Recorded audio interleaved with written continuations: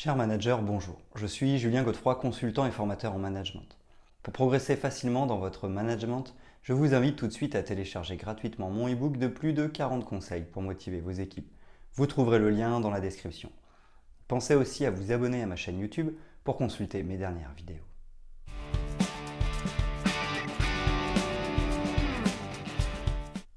L'accompagnement managérial peut être encouragé par le coaching personnel ou le mentorat. Le coaching managérial peut être considéré comme une nouveauté à l'échelle du temps car il permet de prendre en compte le bien-être du collaborateur dans les missions qui lui sont assignées. Ce dernier n'est plus seulement un exécutant. L'importance non négligeable des coachs, capables d'aider les managers à développer leurs compétences, est indéniable. De nombreuses organisations et chefs d'entreprise se sont rapidement imprégnés du développement des compétences conseillées par ces derniers. Il est donc nécessaire de connaître les avantages d'un accompagnement performant, mais aussi les différentes étapes permettant d'accompagner votre équipe sur la bonne voie afin d'agir en leader et de développer la productivité de votre entreprise.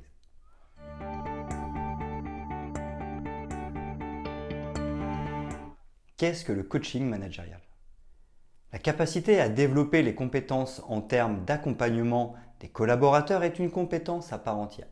Le coaching managérial est l'ensemble des actions mises en œuvre pour permettre à un collaborateur de développer à la fois ses hard skills mais aussi ses soft skills. Le contexte économique actuel ne peut qu'encourager les dirigeants et managers à coacher efficacement leurs équipes. Il est donc recommandé de proposer à chaque manager des outils et des informations concrètes leur permettant de développer leurs compétences en termes d'accompagnement de leurs collaborateurs. Mieux comprendre le coaching managérial.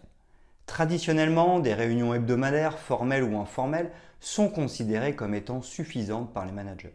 Cependant, ces derniers doivent s'imprégner des actions modernes qui doivent être entreprises pour améliorer leur accompagnement.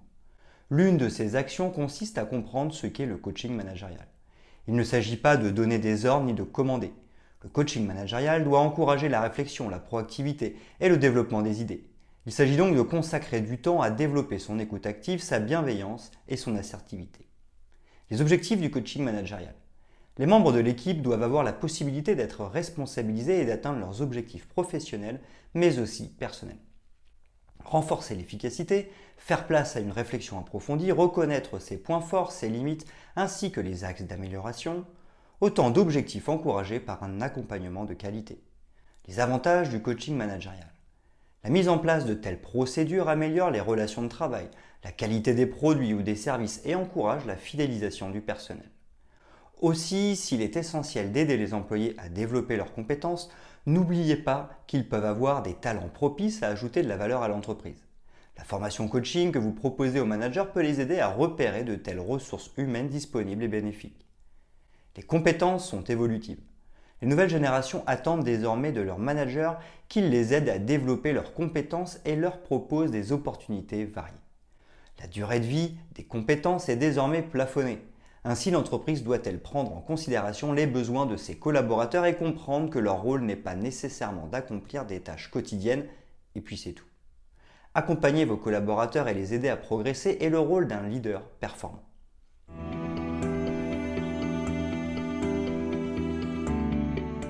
Les clés du coaching managérial. Le coaching managérial peut être mis en place en respectant différentes clés. 1. Poser des questions. Comment te sens-tu dans l'équipe? Es-tu épanoui au sein de cette entreprise? Que souhaiterais-tu améliorer? Posez des questions à vos collaborateurs afin de les aider à acquérir une conscience de soi, de leurs capacités et de leurs axes d'amélioration. Le rôle du coach est ainsi d'encourager les managers à bénéficier d'un aperçu de la situation auprès des membres de leurs équipes. Aussi, pouvez-vous demander à vos collaborateurs ce qu'ils attendent de la mise en place du processus d'accompagnement. Cela passe indéniablement par une bonne communication. Il est donc nécessaire d'inclure vos collaborateurs dans les changements managériaux que vous opérez. 2. La construction d'une relation de confiance. Naturellement, il est plus facile de bénéficier d'un apprentissage avec une personne en qui vous avez confiance. Les formateurs, aussi bien que les managers, doivent donc instaurer une relation de confiance.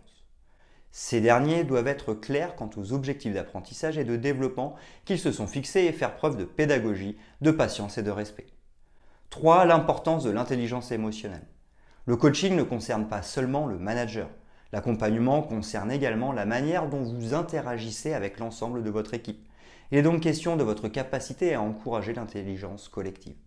Aussi s'agit-il de se montrer bienveillant, d'appréhender les problèmes auxquels vos collaborateurs font face et de les accompagner pour trouver des solutions grâce à l'écoute active. L'idée est de les soutenir dès lors qu'ils doivent surmonter des obstacles. Enfin, il est tout à fait possible de développer son intelligence émotionnelle. Cela permet de mieux se préparer pour soutenir et guider vos collaborateurs. C'est la raison pour laquelle les leaders parviennent à être d'aussi bons managers. Leurs niveaux d'intelligence émotionnelle sont plus élevés que la moyenne. 4. L'importance du soutien et de la motivation. Dès lors que vous connaissez ce dont sont capables vos collaborateurs et que vous savez quels sont leurs objectifs, il est nécessaire de les accompagner dans le développement de leurs compétences. Vous pouvez commencer par confier à chaque individu la responsabilité de tâches qui les aideront progressivement à développer les compétences voulues. C'est en forgeant qu'on devient forgeron. Plus vous permettrez à vos collaborateurs d'être autonomes, plus vous démontrerez votre confiance en leurs capacités et plus leurs chances d'atteindre leurs objectifs seront grandes et contribueront à leur épanouissement. 5. Déterminer des objectifs et un plan d'action. N'oubliez pas que le but du coaching managérial est que vos collaborateurs déterminent leurs objectifs et un plan d'action pour les atteindre. Ainsi, vous pouvez les questionner de cette manière. Quel est ton problème? Que ressens-tu par rapport à ce problème? Émotion. Quel est ton objectif? Que souhaites-tu faire pour résoudre ton problème? Quelles actions souhaites-tu mener?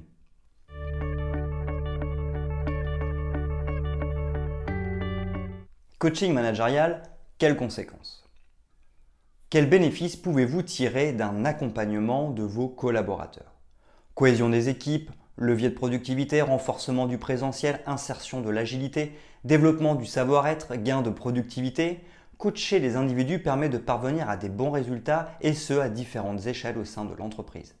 Les chefs d'entreprise devraient construire leur modèle d'entreprise en prenant en considération les fonctions d'accompagnement ainsi que les personnes aptes à remplir de telles fonctions.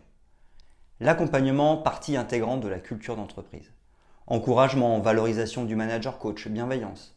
Bien que de nombreuses organisations ne soient pas en mesure d'intégrer de manière réaliste un programme de formation à grande échelle en raison de leur budget limité, il existe toujours la possibilité de créer une culture d'entreprise qui va dans le sens de l'accompagnement. L'idée d'une culture favorable à l'accompagnement peut souvent créer un cercle vertueux sur le modèle organisationnel et la croissance. Le rôle des chefs d'entreprise dans le processus d'accompagnement. Le bien-être des collaborateurs est une réelle valeur ajoutée. Ainsi, un management performant doit faire l'objet d'un suivi individuel de la part du gestionnaire d'entreprise. Une entreprise sans leader ni vision ne peut pas survivre à long terme. Le rôle du chef d'entreprise est d'abord de veiller à la qualité de vie au travail et à la maximisation des résultats. Aussi, les dirigeants doivent s'assurer de la qualité de l'accompagnement dans les formations qu'ils proposent à leurs équipes.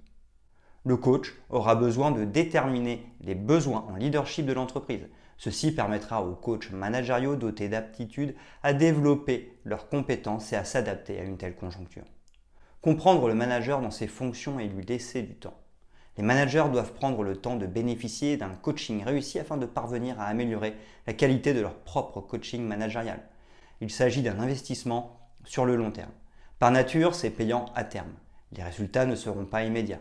Le fait de coacher est une étape, le fait de mettre en pratique le coaching en est une autre. Il convient donc de laisser du temps au temps pour ce qui concerne notamment la pratique du manager et le changement de ses habitudes managériales.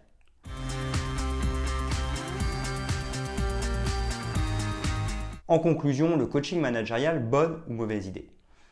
Les chefs d'entreprise responsables du coaching individuel et collectif ont également besoin de direction et de soutien. Véritables partenaires d'apprentissage, les coachs font preuve d'écoute active, restent ouverts aux suggestions et permettent aux collaborateurs, managers, d'exprimer leurs émotions sans porter de jugement. Aussi encouragent-ils les salariés à progresser vers leurs objectifs et à reconnaître leur réussite. Le coach aide le manager à définir les comportements adéquats et à identifier les comportements à améliorer. Le coach apprend au manager à motiver son équipe. De plus, il aide à clarifier les objectifs en vue de maximiser la productivité des collaborateurs. Son rôle est donc indispensable.